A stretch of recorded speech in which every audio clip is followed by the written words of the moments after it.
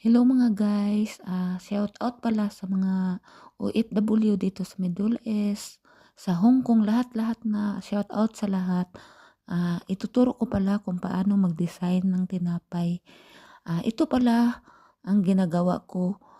I-comment ko na lang kung paano ang ingredients dyan. Tapos sundan lang niyo yung video ko hanggang matapos. Kasi madali lang talaga siya gayahin kung paano mag-design diyan. Sosyal talaga siya tingnan at saka tatlong klase 'yan ang design diyan. Kaya nood lang po kayo mga guys.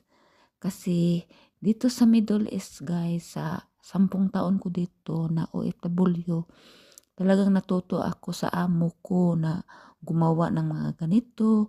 Mahilig kasi yung amo ko mag-design. Kaya dito talaga ako natuto. Kaya malaking pasasalamat ko sa amo ko kasi mabait yung amo ko, tinuruan niya ako kung paano. Tapos marami talaga akong alam dito. Kasi ang tawag nila dito sa tinapay sa Middle East, patayr ang tawag nila, patayr. Kaya kaya nga tuwang-tuwa talaga ako pag turuan niya ako ng mga ganito.